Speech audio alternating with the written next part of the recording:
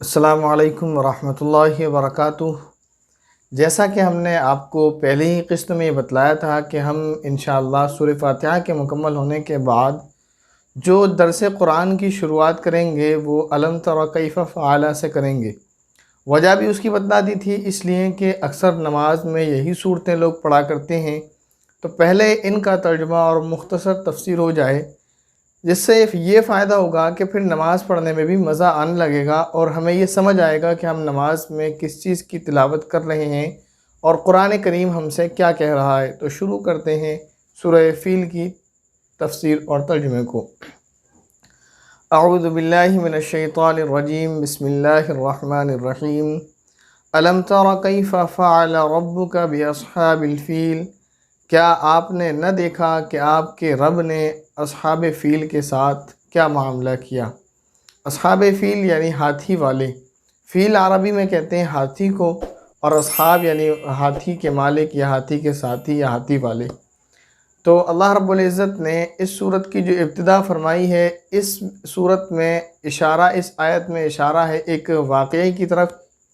جو واقعہ نبی اکرم صلی اللہ علیہ وسلم کی ولادت بسعادت کے سال ہی پیش آیا تھا۔ نبی اکرم صلی اللہ علیہ وسلم کی مبارک ولادت سے 50 یا 55 روز پہلے۔ تو یہ واقعہ جو تھا وہ آپ نے سنا بھی ہوگا، لیکن اس کی تشریح میں آپ کو کر رہا ہوں۔ وہ واقعہ یہ ہے کہ یمن کے علاقے میں جو بادشاہ تھا اس کا نام تھا ذو نواس۔ وہ پہلے تو نصرانی تھا یعنی عیسائی تھا، اور صحیح مذہب پر تھا، کیونکہ نبی اکرم صلی اللہ علیہ وسلم سے پہلے جو دین تھا وہ دین عیسوی یعنی عیسیٰ علیہ السلام کا دین، عیسیٰ علیہ السلام کی شریعت تھی۔ تو جو ان کو ماننے والے تھے وہ اہل حق تھے، اللہ تعالیٰ کے برگزیدہ بندے تھے۔ لیکن اس کے بعد وہ یہودی ہو گیا اور حضرت عیسیٰ علیہ السلام کی نبوت کا منکر ہو گیا، اور اس کے بعد اس نے یہ کیا کہ جو نصرانی تھے یعنی عیسیٰ علیہ السلام کے ماننے والے اپنے زمانے کے اہل حق لوگ تھے، ان کے اوپر اس نے ظلم و ستم کرنا شروع کر دیا اور زبردستی ان کو یہودی بنانا شروع کر دیا۔ جو یہودی نہیں بنتے تھے ان پر طرح طرح کے ظلم کیا کرتا تھا، اور اس نے ایک ظلم تو یہ کیا کہ انتہا کر دی، اس نے خندقیں کھدوائیں۔ خندق آپ یہ سمجھیں، اگر آپ نے کبھی لال قلعہ آگرے کا دیکھا ہے، آگرہ قلعہ، تو وہاں قلعے کے باہر جو ہے تھوڑی کھائیاں سی ہیں، چاروں طرف کھائی کھدی ہوئی ہے، ایسی کھائیوں کو خندق کہا جاتا ہے، گہری گہری کھائیوں کو۔ تو اس نے خندق بنوائی اور اس میں آگ جلائی اور اس میں ان لوگوں کو ڈال دیا۔ تقریباً 12,000 عیسائی جو اہل حق تھے اپنے زمانے کے، اس نے ان کو آگ میں جلا دیا، اور آگ اس قدر ہوئی کہ وہ خندق سے باہر نکل آئی، اور خندق کے باہر جو اس کے پہرے دار، اس بادشاہ کے سپاہی کھڑے ہوئے تھے جن لوگوں نے ان کو آگ میں ڈالا تھا، وہ بھی اس کی آگ میں لپیٹ میں آ گئے، آگ میں جل گئے۔ اتنا ظلم اس نے کر رکھا تھا۔ اور اس نے ایک بار تو یہ انتہا کی کہ اس زمانے کی مقدس کتاب یعنی حضرت عیسیٰ علیہ السلام پر نازل ہونے والی کتاب انجیل کو جلانا شروع کر دیا۔ اللہ کا کرنا یہ ہوا کہ اس کی سلطنت سے 2 لوگ بچ کر اس کے چنگل سے ملک شام کی طرف چلے گئے۔ وہاں پہنچ کر انہوں نے شکایت کی کہ ایسے ایسے ہمارا بادشاہ جو ہے وہ ہم پر ظلم کر رہا ہے، اور انہوں نے انجیل کے نسخے، ان کو جو نسخہ وہ لے گئے تھے جلا ہوا، وہ دکھایا۔ جب وہاں کے بادشاہ نے یہ دیکھا تو اس نے حبشہ کے بادشاہ کی طرف خط لکھا، کیونکہ یمن کے قریب پڑتا تھا ملک حبشہ، اور اس سے یہ کہا کہ یمن کے بادشاہ سے جو بدلہ لو، انتقام لو، اور اس کو جو ہے اس کی سزا دو جو یہ وہ کر رہا ہے۔ تو حبشہ کے بادشاہ نجاشی نے اپنے 2 گورنر، ایک ابرہہ اور ایک اربات، ان دونوں کو وہاں بھیجا اس سے انتقام لینے کے لیے۔ ان لوگوں نے وہاں جنگ کی اور اس کو شکست دی، اس کو ہرایا، اور وہ وہاں سے بھاگ گیا ایک ساحل کے کنارے کی طرف، اور وہیں غرق ہو کر سمندر میں ڈوب کر مر گیا، جو بادشاہ تھا یوسف ذو نواس۔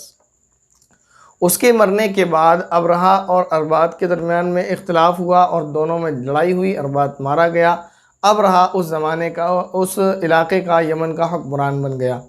اب جب وہ اس کے علاقے کا حکمران بن گیا تو اس کے دل میں یہ لالچ اور یہ خواہش پیدا ہوئی کہ کیوں نہ میں اپنی سلطنت کو بڑا کروں اور جو ہے اپنے تمام لوگوں کو اپنی طرف متوجہ کروں، کیونکہ اس کا بیت اللہ سے کوئی لینا دینا تو تھا نہیں۔ وہ یمن کے سارے لوگ اور عرب کے لوگ سارے مکہ معظمہ جایا کرتے تھے اور بیت اللہ کا طواف کیا کرتے تھے۔ تو یہ چاہتا تھا کہ سارے زمانے کے لوگ میرے علاقے میں آئیں، تو اس کے لیے اس نے ایک گرجا گھر بنایا یمن میں، صنعاء شہر میں ایک گرجا گھر بنایا، اور بہت اونچا گرجا گھر بنایا، اتنا بلند اور بالا بنایا کہ اگر اس کو نگاہ اٹھا کر دیکھا جائے تو نگاہ نہیں رکتی تھی، اتنی اس کی اونچائی تھی۔ روایت کے اندر آتا اس نے اس میں ہیرے زیورات ہر طرح سے اس کو سجانے کی کوشش کی اور سجایا، اور یہ چاہا کہ لوگ بیت اللہ سے کٹ کر میرے کنیسہ کا، میرے گرجا گھر کا، میرے چرچ کا طواف کرنے لگے، لیکن ایسا نہ ہوا، کیونکہ یہ جو کعبۃ اللہ کا طواف ہے یہ ایک عرصے سے چلا آ رہا تھا حضرت ابراہیم علیہ السلام کے زمانے سے، تو سارے عالم کے لوگ جانتے تھے کہ مکہ معظمہ میں بیت اللہ یہ مقدس گھر ہے، یہ اللہ کا گھر ہے، تو لوگ وہیں جایا کرتے تھے۔ جب اس نے یہ دیکھا کہ لوگ نہیں مانتے اور لوگ ناپسند کرتے ہیں، اس بیچ ایک واقعہ یہ بھی ہوا کہ جو یمن کے علاقے میں کچھ مسافر آئے، انہوں نے آگ جلائی اور اس چرچ کے پاس آگ جلائی، جس کی وجہ سے وہ چرچ جل گیا، کچھ حصہ اس کا جل گیا۔ اس وجہ سے ابرہہ اور غصہ ہوا اور اس نے یہ چاہا کہ کعبۃ اللہ کو منہدم کر دیا جائے، بیت اللہ کو ختم کر دیا جائے، تاکہ وہ رہے گا ہی نہیں تو پھر لوگ میری طرف متوجہ ہوں گے۔ وہ اپنا لشکر لے کر چلا، اس کے لشکر میں بہت سارے ہاتھی تھے، اس وجہ سے اس لشکر کو اور اس بادشاہ کو اصحاب فیل کے نام سے یاد کیا گیا۔ اس سے آگے کا واقعہ آپ نے مشہور ہے، سنا ہے کہ جب وہ وہاں سے لے کر چلا تو راستے میں اس کو مکہ کے لوگ ملے، اور بھی وہ لوگ ملے جو اس کی حرکت کو ناپسند کرتے تھے اور یہ چاہتے تھے کہ یہ ایسا نہ کر سکے۔ انہوں نے اس سے مقابلہ کیا اور وہ ان سب کو مارتا ہوا، کاٹتا ہوا، خون ریزی کرتا ہوا آگے بڑھتا گیا۔ اسی دوران راستے میں ایک قبیلے کے سردار نفیل بن حبیب کی اس سے ملاقات ہوئی، ان کی بھی ان سے جنگ ہوئی، لیکن وہ شکست کھا گئے اور اس نے ان کو گرفتار کر لیا۔ آگے بڑھ کر یہ ہوا کہ جب وہ مکہ میں داخل ہو گیا تو مکہ کے جب شہر کی آبادی شروع ہوئی تو شہر سے دور جو علاقہ ہوتا ہے، جو بارڈر شہر کا مان لیجئے، وہاں پر جو ہے مکہ کے جانور چرنے کے لیے جایا کرتے تھے، تو وہاں اونٹ چر رہے تھے، جس میں سے 200 اونٹ آپ صلی اللہ علیہ وسلم کے پیارے دادا حضرت عبد المطلب کے بھی تھے۔ اس نے ان سارے اونٹوں کو جو ہے اپنے انڈر میں لے لیا، سب کو گرفتار کر لیا۔ اس کے بعد جب مکہ والوں کو خبر ہوئی تو وہاں ہنگامہ برپا ہو گیا کہ ایسے ایسے ایک شخص آیا ہے، اس کی نیت بری ہے اور وہ یہ چاہتا ہے وغیرہ۔ پھر یہ ہوا کہ مکہ کے جو سردار تھے حضرت عبد المطلب ہی تھے، تو کیونکہ مکہ کے سردار تھے، اس حیثیت سے وہ چند جو ہے مکہ کے بڑے لوگوں کو لے کر ابرہہ کے پاس بات کرنے کے لیے پہنچے۔ جب وہاں پہنچے تو کیونکہ اللہ رب العزت نے حضرت عبد المطلب کو قدر آور اور بارعب بنایا تھا، ایسی شخصیت تھی کہ ان کا سامنے والے پر اثر پڑتا تھا، تو ابرہہ نے ان کو دیکھ کر ان کی عزت اور تکریم کی اور ان کے لیے اپنے تخت سے اتر کر نیچے آ کر ان کے پاس بیٹھ گیا اور ان کو اپنے پاس بٹھایا اور ان سے کہنے لگا کیسے آئے ہو؟ ان سے کہا کہ ہمارا ارادہ تو یہ ہے کہ ہم کعبۃ اللہ کو منہدم کر دیں گے، اب تم کیا کہنا چاہتے ہو اس بارے میں؟ کیا تم اس بارے میں ہم سے بات کرنے آئے ہو کہ ہم ایسا نہ کریں؟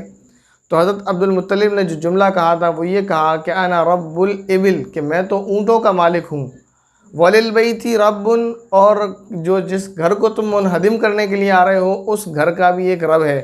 تو وہ کیا ہے؟ سیمنعہ، تو وہ تمہاری اس حرکت سے تم کو روک لے گا۔ میں اونٹوں کا مالک ہوں، میں اونٹوں کی بات کرنے آیا ہوں، مجھے اونٹ دے دو، اور جو اس گھر کا مالک ہے، جو اس گھر کا پروردگار ہے، وہ جانے اور اس کا کام جانے۔ جب انہوں نے یہ کہا تو ابرہہ کہنے لگا کہ میرے دل میں تمہارے لیے بہت عزت تھی، لیکن میں نے تو یہ سوچا تھا کہ تم کعبۃ اللہ کی بات کرنے آؤ گے، جو تمہارے لیے عزت و تکریم والا گھر ہے، تم اس کی بات کرنے کے لیے آؤ گے، لیکن تم نے اس کی کوئی بات نہیں کی، تمہیں اپنے اونٹوں کی فکر ہے، تو میری نظر میں تمہاری عزت ختم ہو گئی۔ تو حضرت عبد المطلب نے کہا کہ جس کا وہ گھر ہے وہ جانے اور اس کا کام جانے، تم ہمارے اونٹ دے دو۔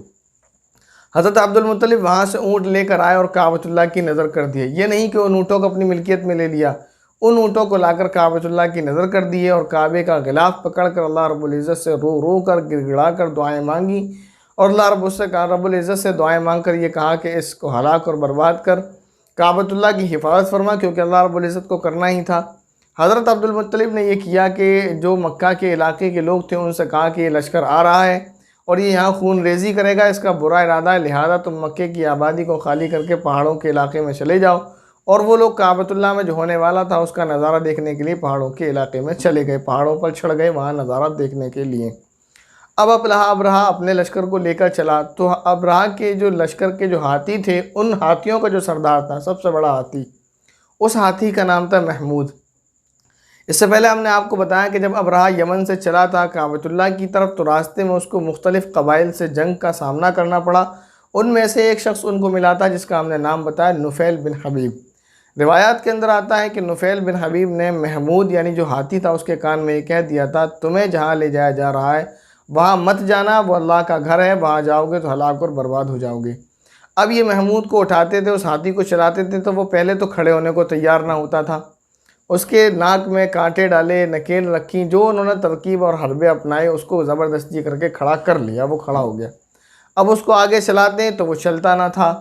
اس کو پیچھے کرتے تو فوراً پیچھے ہو لیتا تھا، اور آگے کرتے مارتے، ہر طرح کا انہوں نے طریقہ اپنا لیا، لیکن وہ آگے نہ بڑھا۔ محمود رہ گئے، اس کے علاوہ جتنے ہاتھی تھے وہ اپنے لشکر کے ساتھ اور آدمیوں کے ساتھ، سپاہیوں کے ساتھ ابرہہ ان کو لے کر چل دیا۔ جب کعبۃ اللہ میں پہنچے تو اللہ تبارک و تعالیٰ اسی صورت کے اندر فرماتے ہیں کہ اللہ رب العزت نے وہاں ابابیل کو بھیج دیا۔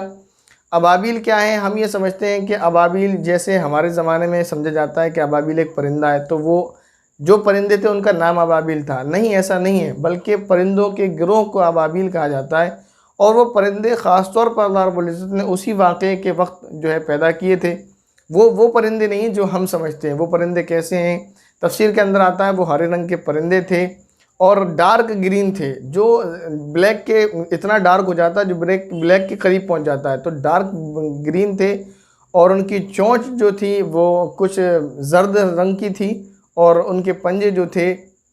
وہ چھوٹے قد کے پرندے تھے۔ تو وہ یہ تفسیر کے اندر ابابیل کے تعلق سے یہ آتا ہے کہ ابابیل جو تھا وہ ان پرندوں کا گروہ تھا۔ اللہ رب العزت نے ان کو بھیجا تو ہر پرندے کے پاس 3 کنکریاں تھیں، ایک دائیں پنجے میں، دوسری بائیں پنجے میں، اور ایک چونچ کے اندر، اور وہ آسمان سے ان کنکریوں کو چھوڑتے تھے تو وہ سپاہیوں کے، لوگوں کے اور ہاتھیوں کے سروں سے گھستی تھیں اور بدن کو چیرتی ہوئی نکل جاتی تھیں، اور ان کا حال یہ ہوتا تھا کہ وہ مر جایا کرتے تھے اور ایسے ہو جایا کرتے تھے جیسے کھایا ہوا بھوسا۔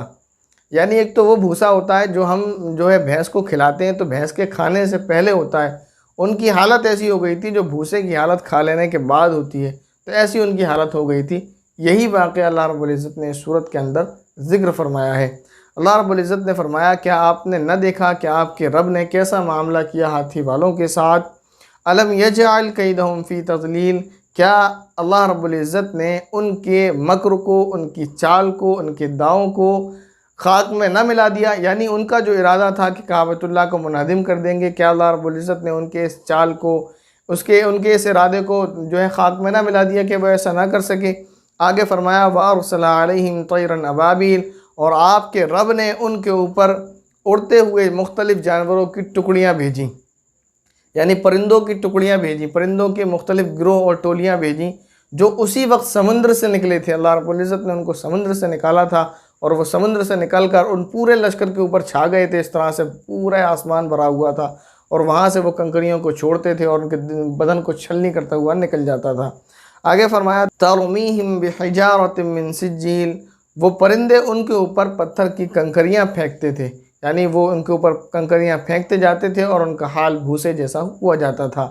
اس واقعے کے اندر اللہ رب العزت نے ایک کام یہ بھی کیا کہ ابرہہ کو اس وقت موت نہیں دی تھی، بلکہ وہ لوگوں کے لیے نشان عبرت بنا، اور اس کا بدن گل گل کر اور سڑ سڑ کر